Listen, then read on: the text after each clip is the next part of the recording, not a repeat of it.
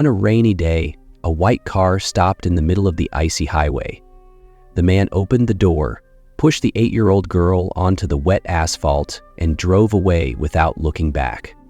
But that incredibly cruel act marked the beginning of a change no one in the town could have ever imagined. No thunder, no lightning, only silent raindrops hitting the empty road as if the entire world were swallowing a secret. The rain had started in the afternoon and showed no sign of letting up.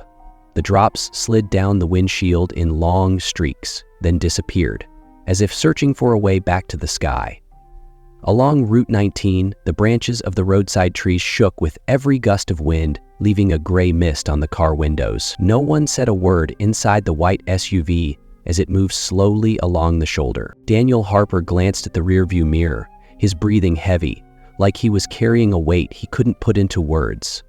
In the back seat, the 8-year-old girl remained silent, her eyes fixed on the fogged-up window. Her hand gripped the gear shift, as if trying to hold back from changing her mind. Finally, she turned her head and said in a cold, firm voice, "Get out." She didn't say anything else. He opened the door, walked around the vehicle, and came to the side where Ellie was sitting. Without giving her time to react, he opened the door, grabbed her small arm, and pulled her out of the car. Under the pouring rain, he dragged her to the edge of the road, as if dropping off something worthless. Without giving her one last glance, he turned around and left her there, confused and shivering from the cold. Ellie watched him walk away, her eyes wide, filled with water, but empty of soul. She didn't beg. She didn't ask. She simply held her teddy bear tightly against her chest, as if it were the only thing still anchoring her to this world.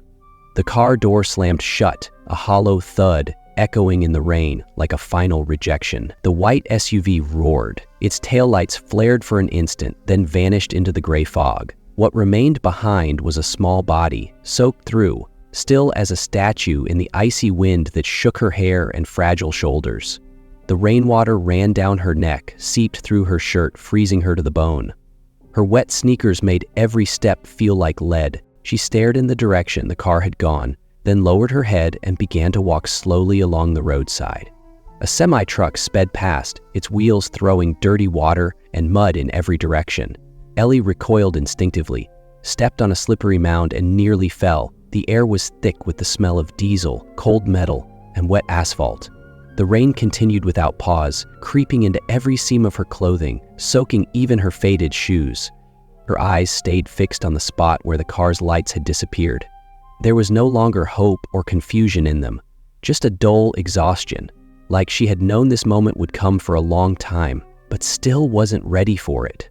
Time was no longer measured in minutes or hours, but in each shift of posture, in every breath broken by the cold. The sky kept getting darker. A few cars passed, their headlights slicing through the night like blades of light, grazing her face before vanishing again.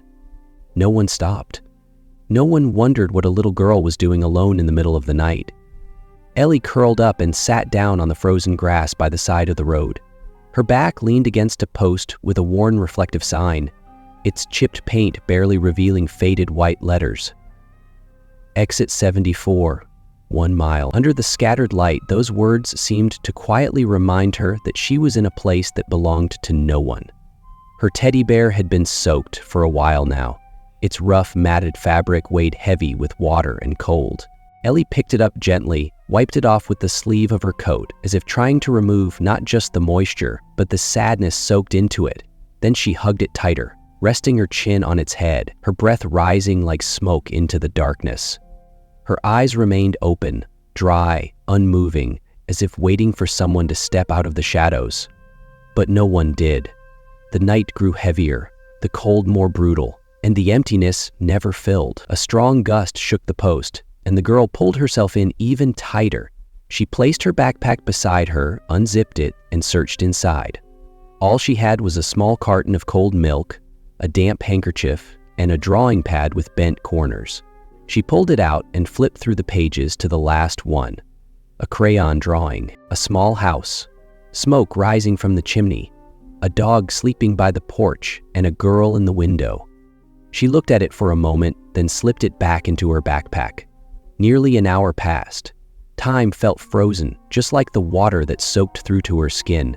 The girl stood up, stretched her arms, and tilted her head toward the woods that rose on the other side of the road. A faint sound drifted through the wind, maybe dry branches or an old engine in the distance. She wasn't sure, but she strained to hear.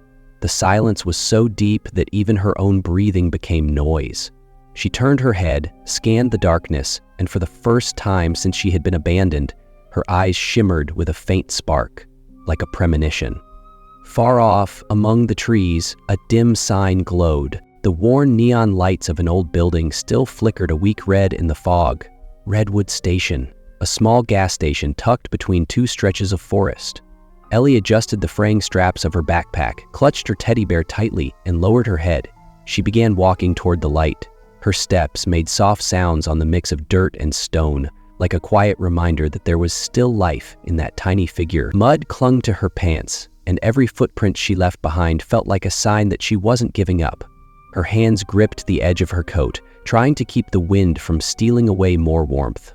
And so, her silhouette blended into the frozen night, walking without complaint, without company. Only the rain remained, and the wind, and a distant gas station where no one knew a little girl was drawing near, carrying a story no one had heard yet. And in that darkness, maybe the only embrace left was the deep silence, like the last blanket she had in this vast world. The night rain wasn't loud like a storm, but persistent, like a sorrow without a name. The heavy drops fell one after another onto the tin roof of the old gas station that stood beside Route 19. Inside, the flickering fluorescent tube gave off a tired light, as if the small room had long grown used to silence.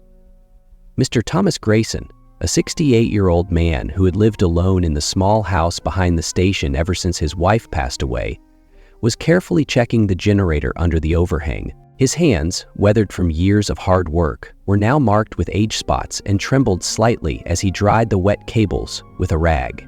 Every movement was slow, precise, like he was trying to preserve something that shouldn't be rushed. The rain continued to fall outside, and bursts of cold wind slipped through the wooden walls. But inside, everything remained calm, like the pages of a long-closed book. The metallic clang of the generator lid echoed in the air. Mr. Grayson shut it gently and then pushed the door open. The wind slipped through his clothes, making him shiver lightly. And that was when he saw her. A little girl stood beneath the overhang, looking like a shadow the rain and wind had dragged into the world of grown-ups. Her black coat, soaked through, clung to her frail frame. Her arms were wrapped tightly around a brown teddy bear, as if it were the last trace of warmth she had. She was so thin that a stronger gust of wind might have carried her away like a dried leaf. "Who are you here with, sweetheart?" he asked, his voice deep, not harsh, but firm enough to rise above the sound of the rain. The girl didn't answer. She just looked at him for a moment, then lowered her gaze, pressing her lips together. Mr. Grayson studied her for a few seconds. He understood that this silence wasn't from muteness, but from defense. Like a little bird lost in the winter garden, too scared to believe in kindness. "Come on in, it's colder out here." He stepped aside and opened the door wide. The girl hesitated, as if weighing something too hard to put into words. Then she walked inside slowly, leaving a trail of wet footprints on the wooden floor. The smell of damp earth, wind, and cold rain followed her into the aged, quiet space of the station. Mr. Grayson hung up his coat and took out a dry towel, which he offered her. At first, she didn't take it, but when he placed it on the arm of the chair, she picked it up silently, dried her face, and sat on the wooden chair near the door. As water kept dripping from her clothes onto the floor, Mr. Grayson started heating a pot of hot cocoa. The smell of chocolate began to spread slowly through the room. He didn't ask her name. He didn't ask why she was alone in the rain at that hour. He knew those questions needed time. When he placed the steaming ceramic mug on the table, he glanced at the worn-out teddy bear in her hands. Quietly, he took another towel, gently wrapped the bear, and set it close to the heater. "Don't hurt him. His name is Bruno."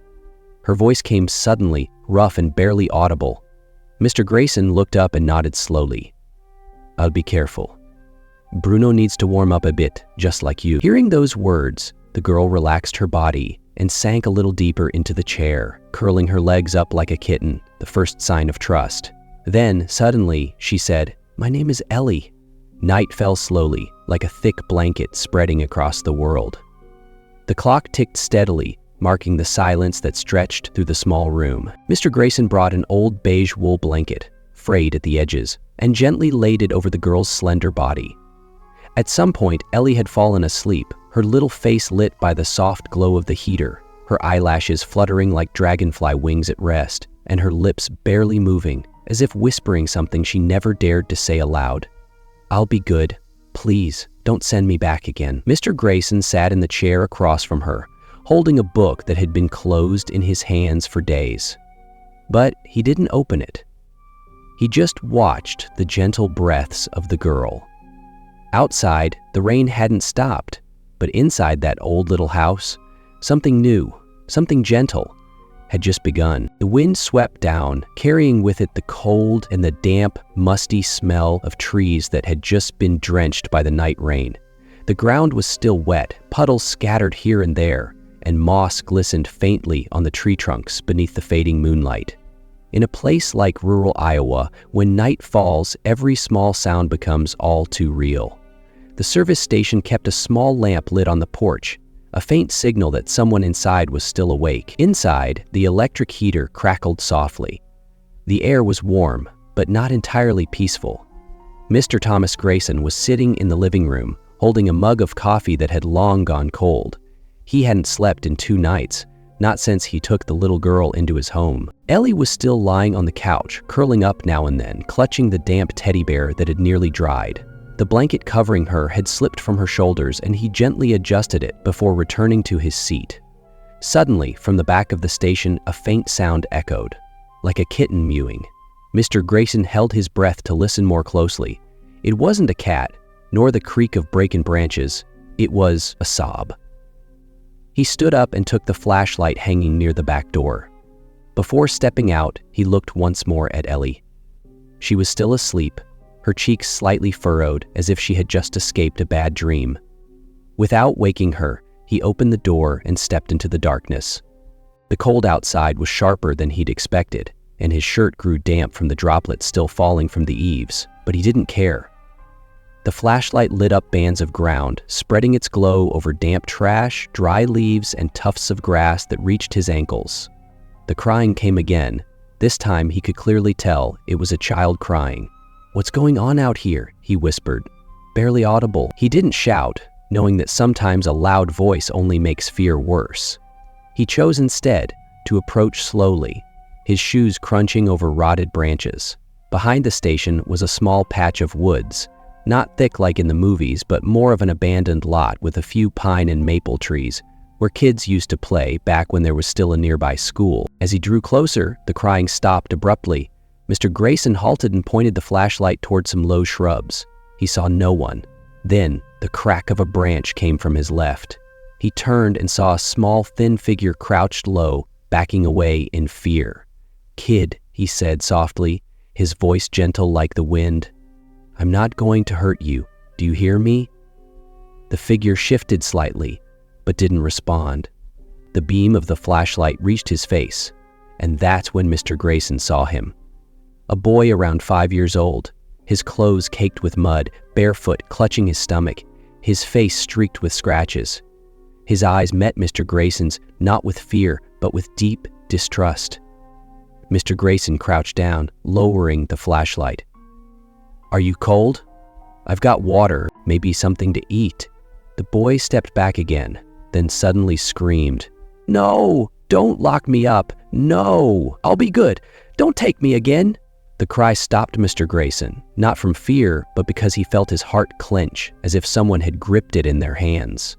"No one is going to lock you up," he said gently. "You didn't do anything wrong." Another sound came from the station, the front door opening. A small voice called out faintly, "Mr. Grayson?" It was Ellie. She was crossing the yard barefoot, wearing only a thin sweater. As she came closer, the flashlight's beam caught her flushed face and wide, worried eyes. Mr. Grayson raised his hand. "Ellie, take it slow. It's cold." But the girl didn't stop. She knelt down, her eyes meeting those of the boy still curled beneath the young maple. A moment later, the boy leaned toward Ellie. He hugged her. as if on this dark night she was the only one who could save him. They sat in silence, side by side. Mr. Grayson took off his coat and draped it over both children's shoulders. His back ached from the cold, but his heart felt unusually warm. He didn't need to know the boy's name or why he was there alone in the woods at night. He just knew one thing: this boy didn't belong out there. "Let's go home," Mr. Grayson said softly. He crouched and picked up the boy. This time, the little one didn't resist. He rested his head on the old man's shoulder, closed his eyes, as if at last, after so long, he could let go. Behind them, the woods fell into silence. There was no more crying, no more screaming. Only the faint light from the gas station in the distance marked a narrow path through the night, as if, from that moment on, the place had quietly become their home. The sun rose slowly, as if it too hesitated to begin a new day. On the rusted tin roof of the little gas station at the edge of town, dew had gathered in pale streaks, glistening faintly under the dim morning light. The cold October wind whistled through the cracks in the wooden walls, bringing with it a sharp chill that made everything feel suspended in a fragile breath. Inside, Mr. Thomas Grayson stirred his hot coffee in silence, the familiar aroma drifting gently through the room. His face, aged but not hardened, carried a deep and peaceful expression. On the leather armchair near the heater, the two children were still asleep, caught in a light slumber, not entirely at peace, but at least sheltered from the icy wind that had swept across the highway the night before. Ellie was curled up tightly, clinging to her old teddy bear. She didn't complain, didn't cry. On the contrary, her silence held something grown up in it, as if she had learned long ago how to endure. Beside her, Caleb, the little boy Mr. Grayson had found in the woods the night before, remained asleep, his hand gently entwined with Ellie's, his head resting softly on her shoulder. Mr. Grayson sat in the chair across from them without saying a word, simply listening. He listened to the gentle crackle of the heater, the steady ticking of the old wall clock counting each second. There was something in that silence that made life feel slower, and his heart began to fill with something he hadn't recognized in a long time: responsibility and affection. Around 9 in the morning, the soft ring of the doorbell echoed through the house. A middle-aged woman with a strong build and chestnut hair tied back stepped in, carrying a large basket in her arm. "Good morning, Mr. Grayson," she said with a kind smile. "I'm Mrs. Helen Carter. I sell bread on the corner by the church. I heard you've got 2 little ones staying here." Mr. Grayson looked up and nodded slightly. "They don't talk much yet," he answered with a hoarse voice, "but they're eating now." Mrs. Carter set the basket on the table and opened it carefully. Inside were oatmeal cookies, a few small cakes, 2 bottles of milk, and a handwritten note in delicate cursive. "If you need more, just ask. We'll be here." "This is a small town, you know that," she said with a soft laugh before turning back toward the door. "I don't want to bother you. I just wanted to help a little." As soon as Mrs. Carter left, Ellie stood up, silently, and walked over to the wooden table. She didn't ask anything, didn't smile. She simply looked at the basket for a moment, then gently touched one of the cookies covered in brown sugar. After a few seconds of hesitation, she picked it up and returned to Caleb. "He should eat first," Ellie whispered, placing the cookie in Caleb's hand just as he began to wake, still groggy with sleep. By noon, a small bicycle stopped in front of the door. It was Lily, a 3rd-grade girl from the nearby elementary school, who entered, accompanied by her mother. In her hands, Lily held a crayon drawing. 2 children, a girl with long hair and a boy hugging a teddy bear, standing in front of a house with a chimney puffing out smoke. "I drew it for her," Lily said shyly. "I don't know her name, but she looks like my little sister, who isn't here anymore."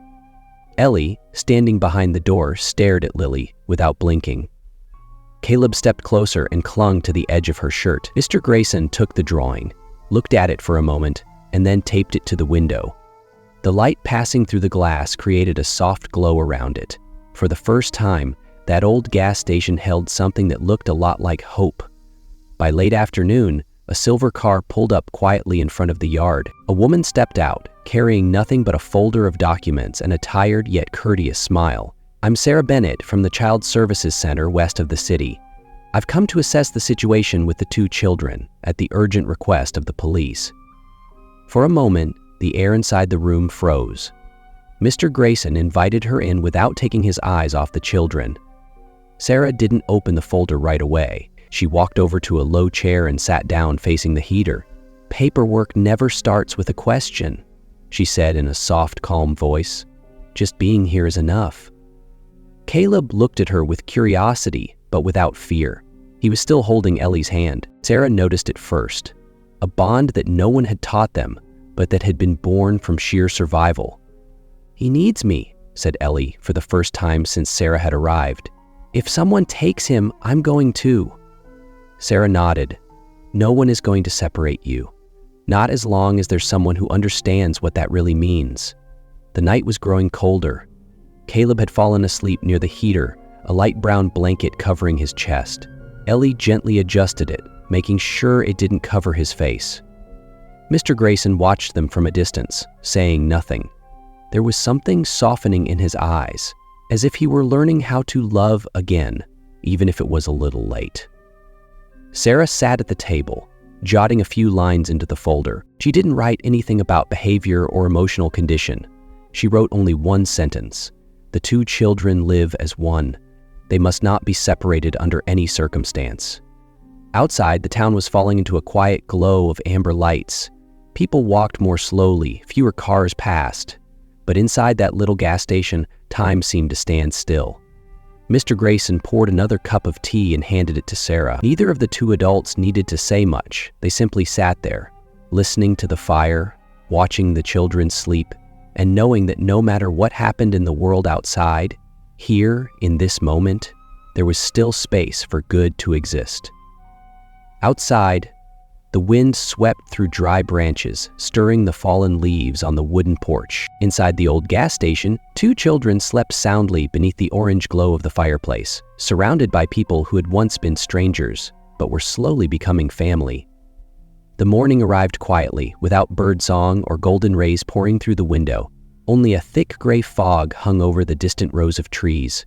Mr. Grayson stood by the small sink, holding a freshly poured cup of coffee, staring through the fogged-up glass. The outside mist clung to the window in irregular blotches, like old brush strokes fading, taking with them memories he had never really wanted to relive. He hadn't spoken a single word since the night before. Sarah noticed, but said nothing.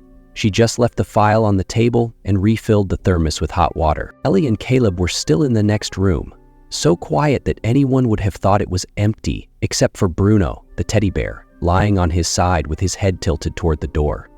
Then, a soft beep from the security system finally made Mr. Grayson move. He clicked the mouse slowly, and the camera footage began to appear on the screen. None of them expected anything unusual, but the sudden appearance of the white SUV in the recording from the previous night froze the room in place. The vehicle stopped. Its headlights briefly lit up the wet asphalt, then shut off as if holding a forced breath. The back door opened. A large hand reached out, grabbed the thin arm of a girl, and shoved her out forcefully. The small body stumbled and fell onto the pavement, clutching the brown teddy bear tightly. There was no goodbye, not a single look back. The vehicle reversed, turned, and vanished into the rain. Mr. Grayson paused the image at the exact moment Ellie raised her face. Her cheeks were soaked. The girl stood perfectly still, like a statue beneath the freezing wind that whipped her thin shoulders and tangled hair, but her large eyes, dazed and distant, shimmered faintly in the darkness. Sarah brought a hand to her mouth and let out a slow breath, as if a stronger sigh might shatter everything in that instant. "He really did it," she murmured, her voice breaking, "without even hesitating." "Wait," said Mr. Grayson, clicking again. "Let's see what comes next." Another frame about 4 minutes later. In the woods behind the station, the lights of a car flashed and then went out. A woman in a long gray coat stepped out, glancing around cautiously. In her arms, she held something wrapped in a blanket. She walked toward the trees, stopped in front of a large trunk, placed the bundle gently on the ground, bowed her head for a few seconds, and then quickly walked back to the car until she disappeared. "Rachel!" Sarah whispered in disbelief. "It's her! That's Caleb's mother." At that very moment, a sound came from behind them. The door swung open, and Caleb was standing there. No one knew how long he'd been awake, but his eyes were fixed on the screen, unblinking. His little body looked frozen in place. "No, no, no," he whispered at first, then suddenly screamed, Don't lock me up again. No, I promise I'll be quiet. I'll be good. Sarah rushed toward him and held him tightly. No one's going to lock you up. You're here now. With us, with Ellie, with Mr. Grayson. No one is going to take you away. Ellie walked in. Her bare feet made no sound, as if the wind itself had brought her. She stood in front of the screen like a small shield, trying to block out the terrible truth her little brother had just seen. She said nothing. She simply placed her hand on Caleb's shoulder and looked at Mr. Grayson with an expression that didn't need words. Mr. Grayson turned off the screen. Sarah kept holding Caleb, but her hands were trembling. This child was locked up before, she said quietly. Maybe in a basement or some dark place with no one around. We have to call the police, Mr. Grayson said in a firm, low voice. Of course, Sarah nodded. But first, we have to protect his emotional stability. Mr. Grayson stepped toward the window and slowly lifted the curtain. Outside, the sky remained overcast, but a faint band of light had begun to emerge on the horizon. Beneath the large tree across the road, something moved. He squinted. It was another SUV, same model, same color. It was parked there silently. Someone inside was watching. Mr. Grayson lowered the curtain. They're still lurking. We have to act before something worse happens, said Sarah, her eyes never leaving the two children on the couch. Caleb was resting his head on his sister's shoulder, and Ellie had tilted her face slightly toward him, as if trying to shield him from the whole world. Mr. Grayson, Sarah said after a few minutes of silence, I know this is more than what a retired man and a little gas station can handle. But if you're willing, I'll stay for a few days. At least until an official decision is made. Mr. Grayson nodded. It's not because I feel strong, it's because they're already here. That night, under this roof, the girl was standing there waiting, as if she knew something good could still happen. I can't pretend I didn't see it. Sarah gave a soft smile, and for the first time all day, her face seemed to relax. As night fell, Mr. Grayson locked up the station more carefully than usual. He placed an oil lamp by the front door. Its light was dim but warm. Sarah was sleeping on the couch in the lounge, her hand still holding Caleb's. Ellie lay on the fold-out mattress near the wall. She no longer clung to her teddy bear, but was wrapped around her little brother. Mr. Grayson sat at the table, across from an old notebook with worn covers. He wrote a few lines. Tonight may not be peaceful, but I saw something beautiful in the eyes of a brave little girl. It wasn't a look of weakness. It was resolve, the choice to stay, the choice to protect someone else, even while she herself still trembled. As he closed the notebook, the wind whistled through a crack in the door. He stood up and checked everything one last time. Outside, the road was empty. No one was there, but he knew the shadows were still circling. Before turning off the light, he looked once more at the two small children. Even if it costs me my life, I won't let anyone hurt them again, he whispered. The sky over Cedar Valley held a soft gray hue, like a wool blanket draped over the whole town. It wasn't raining, but not a single ray of sunlight broke through either. The reddish branches of the autumn maples swayed in the breeze, brushing against one another above the roof of the service station, like ancient whispers no one remembered the source of. Mr. Thomas Grayson stood behind the counter, slowly wiping the glass on the cookie display. His hands, hardened by time, moved with quiet precision, as if each pass was an attempt to erase the silent fatigue gathered after so many months of solitude. Inside the store, Caleb sat on the floor with a tray full of colored beads, focused on assembling the shape of a tree. Ellie, meanwhile, leaned against the window, gazing in silence at the distant hills.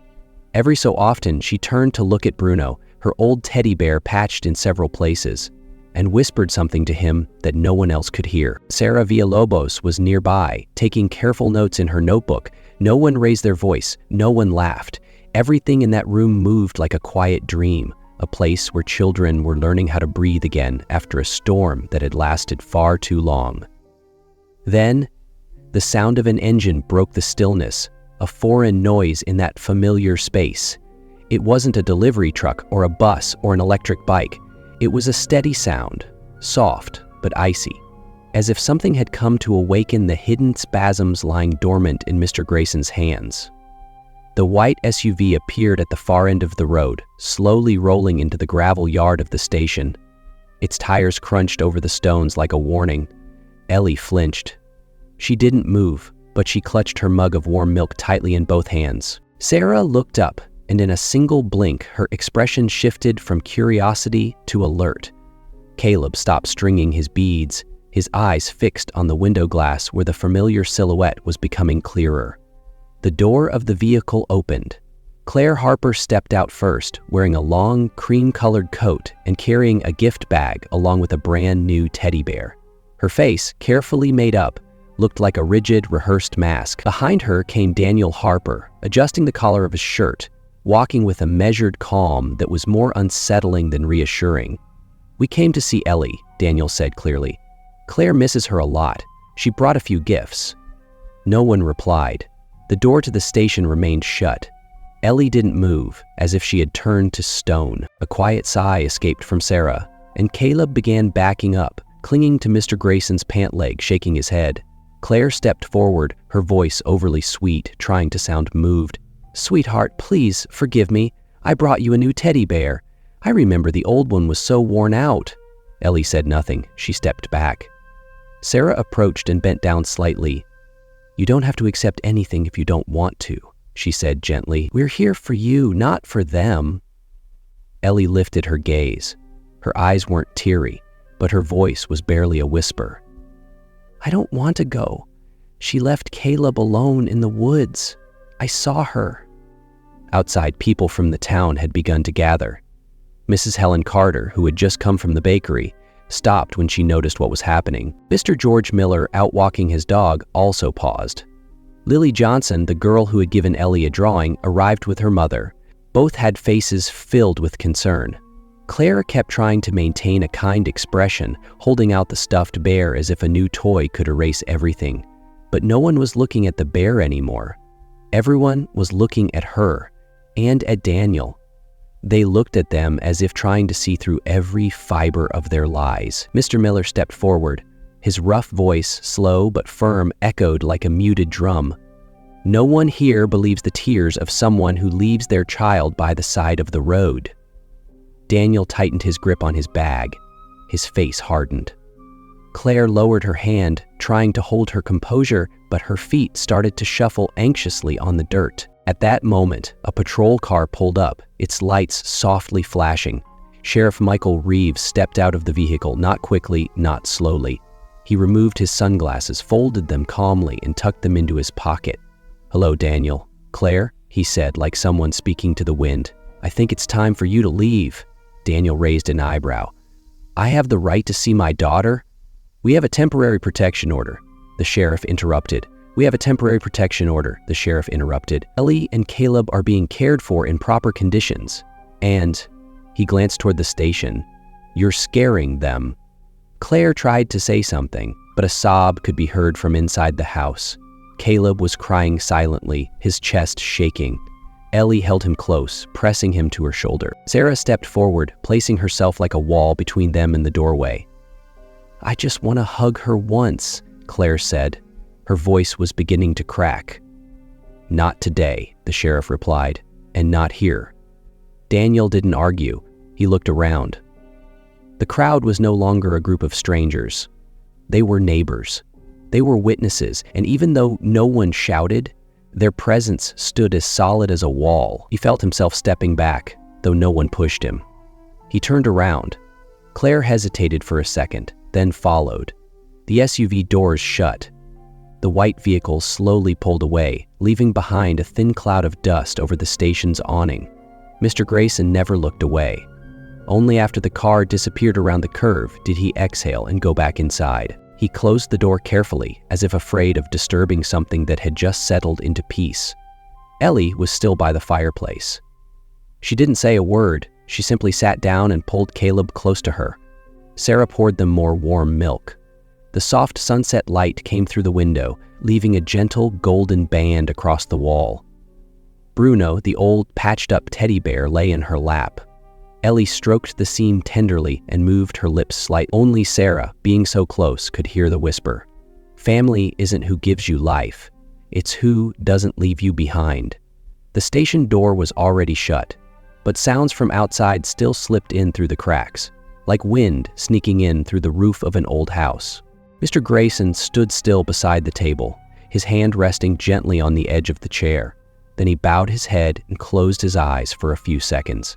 In his lifetime, he had seen many people walk away, many children left behind, but he had never seen a gaze like Ellie's, a gaze that didn't beg, that didn't accuse, that simply held something in silence, like embers that refused to die out.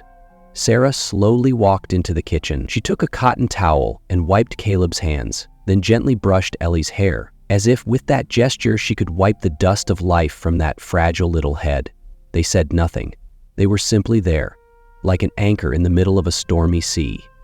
Outside, the townspeople hadn't left yet. Some had pulled over stone benches and sat facing the station's yard. Mrs. Carter brought out a box of cookies and placed it on the old wooden table. Mr. Miller went back in for more hot water for tea. Lily and her mother, standing at a distance, slowly began to move closer, saying nothing, but their eyes had softened like autumn air after the wind has passed. "Does anyone need help?" asked a young man with brown hair and an electrician's jacket. "I can check the camera system in case those guys come back." Mr. Thomas nodded. "Thank you, son." In that moment, the gas station stopped being just a place that sold fuel and snacks.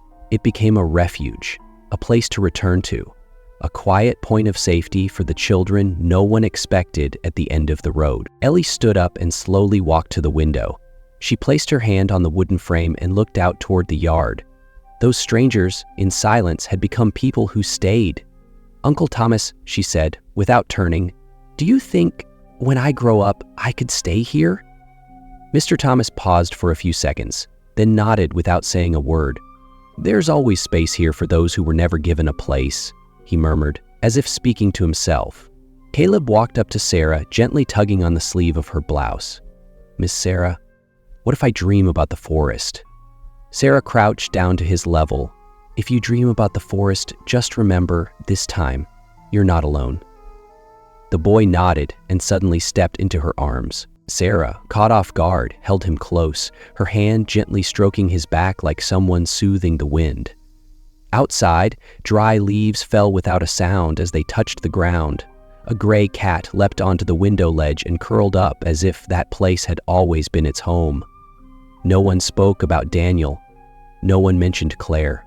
Those names were now only faint echoes, and something new was beginning to take shape. A fragile trust, slowly rebuilt by people who didn't share blood, but shared the same heart. Sunlight streamed through the tall courthouse windows and fell across the wooden floor. The worn lines on the floor gave the sense that this place had seen too many sad stories. Outside, the birch trees swayed gently at the end of the season, as if waiting for an answer that no human had ever had the courage to speak. A thin layer of fog covered the windows of the old town hall, where the judge had worked for 40 years without ever facing a case that left him with such deep regret. The large clock on the wall read 9 o'clock in the morning. The courtroom was already full. No one spoke loudly. No one laughed. Everyone breathed quietly, as if afraid their breath might tip the scales of justice. Mr. Thomas Rivera sat in the front row, eyes fixed on the two children beside Sarah Villalobos.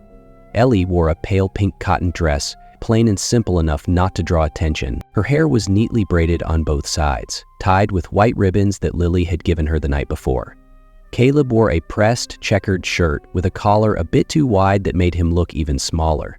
Since they'd entered the room, he hadn't let go of his sister's hand. Judge Joseph Conway, a man nearing 70, watched in silence through silver-rimmed glasses. On his desk lay the case file he had read the night before, with a marker pen tucked in the center. His voice rang out slowly but firmly. "We are now in session.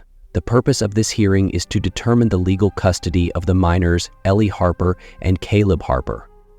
A man in a black suit stood and nodded to the judge.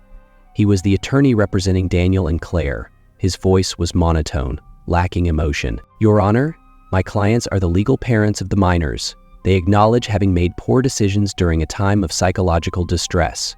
However, that does not dissolve the blood bond they share with the children." Sarah stood. Her voice wasn't loud, but every word was crystal clear. "Your Honor, the law may establish rights on paper, but truth and pain are written through action. These children are not property. They are not things to be retrieved as if they were misplaced belongings. Judge Conway nodded, then turned to Mr. Thomas. Mr. Rivera, I understand you were the first person to assist the children. Would you like to make a statement? Mr. Thomas stood. His voice was rough and deliberate, as though each word had to push its way through a heavy memory. I don't know anything about the law. I just know that a little girl was standing in the rain, shaking, not saying a word, but still hoping someone might come back for her, and the other boy was left in the woods, and no one went looking. If that's what love is, then I don't understand that kind of love. The courtroom fell silent. The judge gave a signal to the technician to play the prepared video. The footage appeared. A white SUV stopped at the edge of a road. The rear door opens, and a small figure steps down, standing still and silent. Then the vehicle drives off, leaving the child alone. Next scene. A woman carrying a bundle in her arms enters the forest, sets it down on the ground, and hurries back to the car. It was Claire. The sound from the projector stopped. The silence was so deep you could hear the wind slipping through the cracks in the high windows. Caleb lowered his head, while Ellie lifted hers, her eyes wide open and hollow. A woman in a white coat stepped forward and introduced herself as Alicia Herrera, a child psychologist from the care center. Maybe are suffering from abandonment syndrome, fear of enclosed spaces, sleep and eating disorders. The boy, Caleb, has had panic episodes whenever a door is shut. Ellie always asks before leaving a room, "I can come back, right?" Lily, the girl from next door, was called as the last witness. She carried a drawing made with crayons. When questioned, she spoke only one sentence. "I didn't draw the bad people. I only drew the good ones." She handed the drawing to the judge. It showed a small house with 2 children sitting on the front steps, next to an elderly man and a woman with curly hair holding a notebook in her hands. Judge Conway took the drawing, placed it on the table, and removed his glasses to clean them. His eyes turned red. "There are hearings that remind me why I sit in this chair," he said calmly, looking at each person in the room. "There are people who call themselves parents, but they have no idea what responsibility means." He paused in silence for a few seconds, then delivered his verdict. "This court hereby revokes the custody of Daniel Harper and Claire Mendoza effective immediately. Temporary custody is granted to Mr. Thomas Rivera and Miss Sarah Villalobos while legal adoption is processed." A faint sigh came from the back rows. Caleb looked at Ellie, then at Mr. Thomas. He leaned forward slightly and whispered, as if talking to himself, "So, we don't have to go back?" Mr. Thomas didn't answer with words. He simply leaned over, placed a hand on the boy's back, and gave him a gentle pat. "No, neither Caleb nor Ellie will ever return to that dangerous place again." That night, the town of Cedar Valley was wrapped in a soft fog, a silence so strange it felt as though the sky and earth had stopped breathing. Outside the old gas station, raindrops tapped gently against the windows, like whispers from the past. Inside, warm yellow light bathed the sheets of paper scattered on the table. Mr. Thomas Rivera sat in front of the old wooden table, his gaze fixed on the shaky handwriting of a letter. Someone had written in purple ink, with slightly slanted handwriting, "You are the only light in those 2 children's lives." Another note, scribbled hurriedly on a receipt slip, read, "I never trusted strangers until I saw you hug that boy." Each letter was brief, but every word weighed on his chest with a tender warmth and a deep sense of responsibility. In a corner of the room, Caleb slept deeply on a mattress near the heater, clutching his teddy bear Bruno. Ellie was already upstairs, in the cream-painted bedroom with curtains covered in white clouds, the one she had chosen herself when Sarah took her shopping the day before. Sarah sat in an armchair next to the window, a cup of chamomile tea in her hand, gazing quietly into the darkness of the night. "Do you think he'll sleep peacefully?" she asked softly, as if not wanting to disturb the silence. "I hope so," Mr. Thomas replied, without taking his eyes off the last letter he was holding. Everything seemed calm, but just before midnight, the sound of the wind suddenly changed, replaced by a soft, distinct click. Caleb opened his eyes and sat up straight, his frightened gaze scanning the dark room. "There's someone at the door," he shouted, his voice shaking as he hugged his teddy bear tightly. Mr. Thomas got up immediately, while Sarah set her cup down and rushed to the boy. "Where did you hear it?" she asked quietly. "Out back, outside the kitchen door," Caleb whispered, nearly in tears. Without saying another word, Mr. Thomas grabbed a flashlight in one hand and the wooden cane he kept in the corner with the other. He opened the door quietly. Sarah held Caleb in her arms, sat him on her lap, and listened closely. The wind kept blowing hard, but now, mixed with the gusts, were footsteps crunching on the gravel, slow and cautious. In the backyard, the flashlight illuminated the bushes. When it pointed toward the corner behind the shed, a figure froze in place. Tall, wearing a black cap and jacket, crouched next to the old padlock on the back door. Before he could react, the figure turned sharply and ran toward the rear fence, where a white SUV was already waiting. A neighbor's dog began barking, shattering the night. Mr. Thomas didn't chase after him. He just stood there, flashlight in hand, watching the vehicle disappear into the shadows. When he came back inside, Caleb was crying in Sarah's arms, and Ellie had run downstairs, her face pale. "Was it him?" the girl asked, her eyes filled with fear. "It was him," Mr. Thomas nodded. "He called the police with just 3 words. He came back." Sarah came down and held Caleb close. "Are you okay, sweetheart?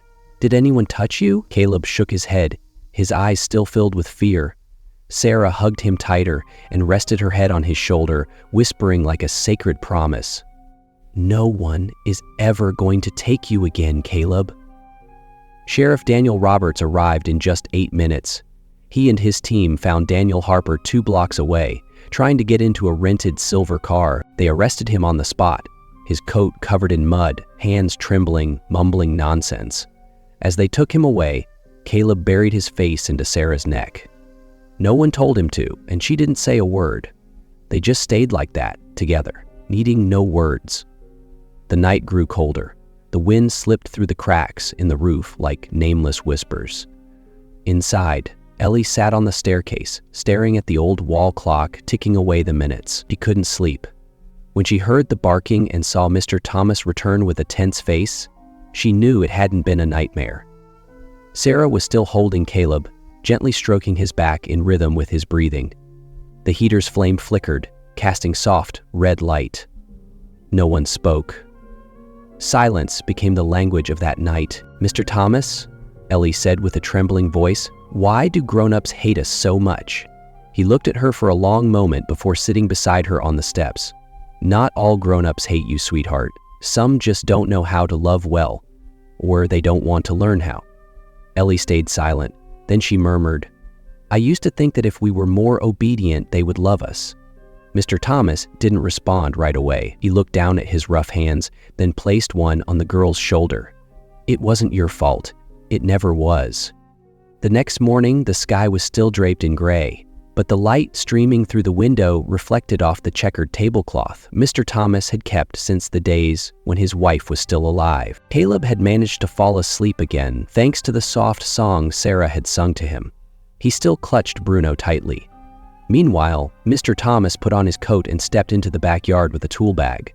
The old fence, rotten from years of wear, needed to be replaced. This time, he would do it himself. Each strike of the hammer against the wood was a way to release the anger, the helplessness, and the heartache eating away at him.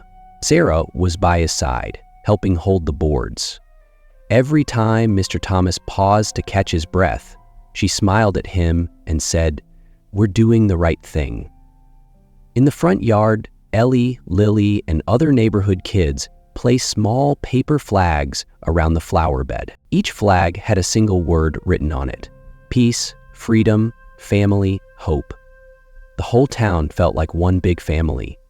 As evening came and the sun dipped behind the western hills, golden light spilled across the stone path in front of the station. Mr. Thomas sat on the porch, hands clasped together, eyes closed. Sarah brewed another pot of tea. Neighbors began arriving, some with freshly baked bread, others with new flashlights, and an elderly man with a small radio playing country music. Inside, Ellie carefully pinned a drawing to the wall. A wooden cabin with 2 lit windows, a silver-haired man on the porch, and 2 children beside him, holding hands. On the roof, in colored pencil, she had written, "The place where I stayed." When night fell, the townsfolk took turns standing watch outside. Some kept guard early, others late. No one asked them to, but everyone understood. Sometimes it only takes a small light in the middle of the night to keep hope alive in a child's heart. The sky that morning was unusually blue, not because the weather was perfect, but because for the first time, after weeks of rain and sorrow, the wind blew gently, like an old friend returning for a visit. Sunlight filtered through the branches of the chestnut trees in the backyard, painting patches of light across the leaf-covered ground. Some dry yellow leaves still clung to the branches, as if they too wanted to stay and witness something changing in that place. From the far end of the garden came the sound of a child's footsteps, uneven, filled with both caution and joy. "Mr. George, it's flying!" shouted Caleb, and his laughter filled the open air of the yard. The kite, made of white paper with red edges, lifted higher with each gust of wind. The spool, wrapped in thick thread, turned smoothly in his hands as he ran around the yard behind the station. The legs that once trembled with every step were now steady and strong. Even when he stumbled over roots or stones, he always got back up, never letting go of the spool, never taking his eyes off the sky. Near the fence, Mr. Thomas watched in silence. He didn't call out, didn't correct him. In his eyes was a feeling hard to put into words, a mix of compassion, pride, and hope. "I made that spool real strong," he murmured to Sarah, who was standing beside him. "It's not going to break that easy." Sarah didn't answer right away. She was watching Caleb for a long time. Then she turned to Mr. Thomas, warmth glowing in her eyes. "He doesn't look at the ground anymore. Now he knows there's something up there worth seeing." On the porch steps, Ellie sat quietly with a blank sheet of paper and a box of colored pencils. She didn't run or call out to Caleb like she used to. Her hand moved slowly, carefully, coloring in each window, each shingle. In her drawing was a tall-roofed wooden cabin with yellow windows and 2 children standing in front of the garden. Above them, she had drawn stars, or maybe party lights, or something she once saw in a dream. Sarah crouched beside her without interrupting her thoughts. After a while, Ellie lifted her head, and her voice was barely a whisper under the eaves. "I think this is the place where Caleb and I live in our dreams."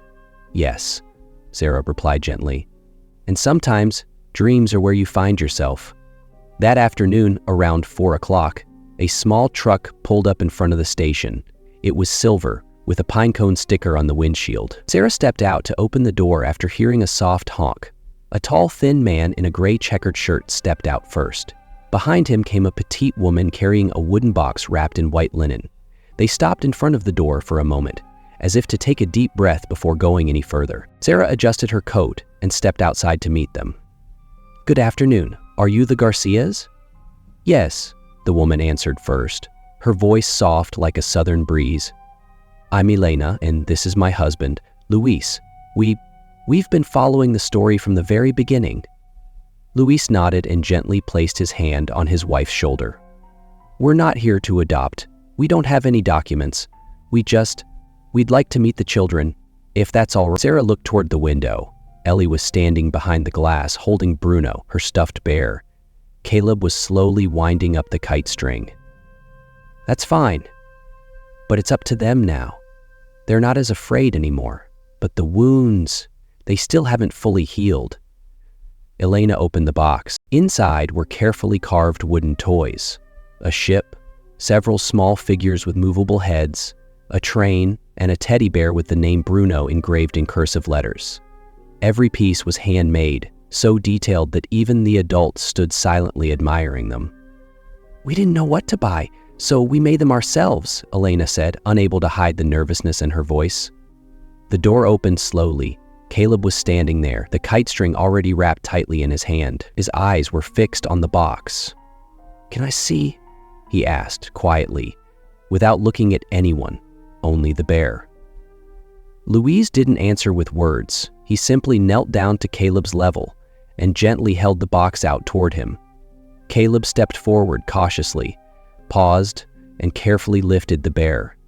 He didn't say another word. He just hugged it to his chest like he had known it all his life. After a few moments, he looked up at Elena. "I'm Caleb. Who are you?" Elena placed a hand on her chest and smiled. I'm Elena. It's very nice to meet you, Caleb." Ellie stepped out of the house. She didn't say anything. She just stood beside her brother. She didn't take his hand, didn't nudge him. She simply was there. Luis looked at both children and asked, "Do you like wooden bears, Ellie?" "I don't need more bears. I need to know who keeps their promises," she answered firmly, but not coldly. Elena lowered her head. "We're not making any promises. We just want to be close, if that's something you're okay with." Caleb looked at his sister. Ellie didn't speak, but she gave a slight nod. That night, inside, Mr. Thomas was clearing the table when he saw Ellie take out her notebook. She sat in the corner of the kitchen, beneath the slanted yellow light, and wrote each line slowly. "I still don't know what a family is. I only know it's not a place where they leave you on the side of the road. I don't remember my mother's face very well, but I remember that Mr. Thomas's hand is always warm. I don't know if Caleb is really my brother, but when he sleeps, I want to cover him so he doesn't get cold. If I could choose, I'd stay with the one who keeps their promises. Not big promises, just the kind that mean not leaving." She closed the notebook and looked up. Outside, the kite was still hanging from a branch, gently swaying. The kitchen light fell across the table, where Mr. Thomas was carefully setting down ceramic plates. Sarah was baking cookies, and the scent filled the entire house. Ellie stood and walked to the window. She looked out at the empty garden and smiled. It wasn't a big smile, but it was enough to know that something inside her had finally let go. The sun hadn't yet reached its highest point, but it had started to peek out gently, spilling honey-colored light over the wooden eaves, the gravel path that led to the church, and the new leaves still covered in dew.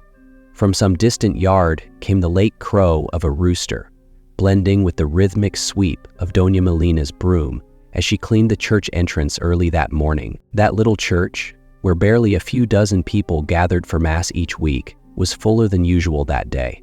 No one had asked them to come, but everyone in town had done something on their own to help prepare the place.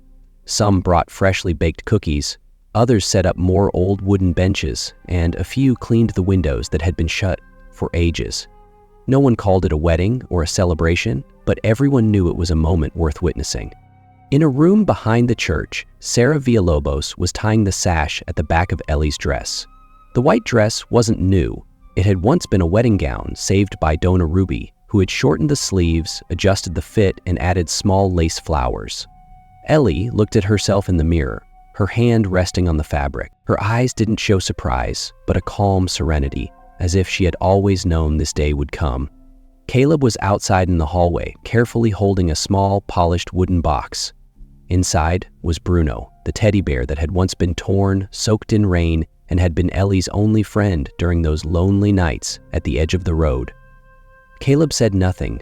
He just squeezed the box from time to time as if it held a secret everyone knew, but no one dared to speak aloud. Mr. Thomas Rivera sat in the second row, wearing a white shirt and a gray tie he almost never used. He wasn't a man of formalities, but that day he chose to dress up, not for himself, but for those two little souls he never fathered, yet now called his own.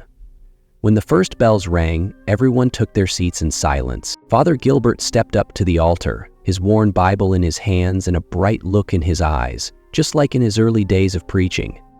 "Dear brothers and sisters," he began, his voice deep and warm, "we are not here today just to sign a piece of paper. We are gathered to recognize something just and right, something that for weeks has been nurtured with compassion, kindness, and faith." Ellie walked to the front alongside Mr. Thomas and Sarah, with Caleb silently following behind, still holding the box.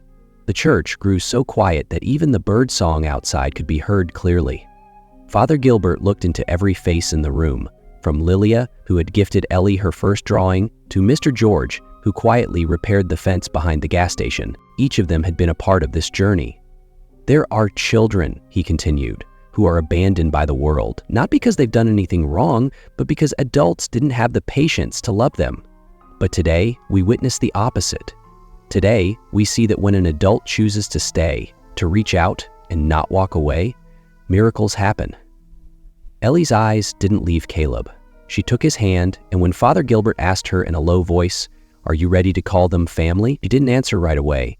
She knelt down, opened the wooden box, took out Bruno and placed him in her brother's hands. Then she looked up at Mr. Thomas. "I believe," she said firmly, "that a home is where you no longer feel afraid." The room seemed to pause for a second. Then came the applause.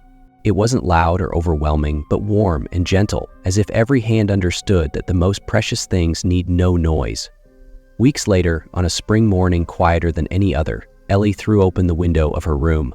The sunlight poured in like honey, bathing the walls, the floor, and the little wooden table in the kitchen where Mr. Thomas was making coffee. Sarah was slicing fruit for breakfast, while the radio played a familiar tune. "You are my sunshine, my only sunshine." That's how a new day began in the little house at the end of town. Unhurried. Ellie picked up Bruno, now clean and stitched with gray thread, placed him on the windowsill and whispered, "Bruno, from today on, this is our home." Outside, Caleb's small footsteps echoed on the steps. His cheerful voice called out, "Ellie, I grew a carrot. Did you see how well I planted it?"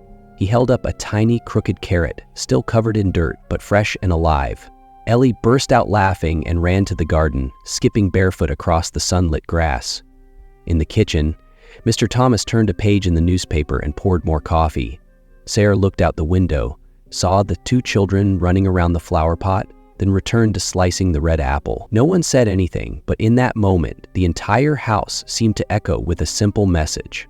Love can't undo the past, but it can begin again, starting today. And today, precisely, is that day. Maybe in this life, what tightens our throats the most isn't obvious cruelty, but the silent indifference to someone else's pain. But in this story, what moved the entire town wasn't just that a little girl had been abandoned on a rainy night. It was that in the end, compassion chose not to stay silent. Mr. Thomas, an ordinary man living alone at a small gas station, became a hero. He didn't need a cape or any kind of glory, just eyes that could see what was right and a heart warm enough to open his arms. And those who tried to bury the truth, they too were exposed by the light. The wicked can run, they can lie, but they can't escape the judgment of conscience. And like a law that never fails, those who harm will pay, while those who live with kindness will be rewarded, with peace, with love, and sometimes with the sincere embrace of a child who once feared the world. Dear friend, after hearing this story, what stayed with you the most? Have you ever witnessed or even lived a moment when a seemingly small act of kindness changed someone's life? If you have time, please leave a comment below. I always read every word, because I know we are here not just to tell stories, but to reflect together on what truly matters in this life. If today you are feeling tired, or if your heart is carrying heavy worries, I hope this little story brought you some comfort. And don't forget, even if the world out there feels cold, there is always a corner of kindness waiting for you to come home.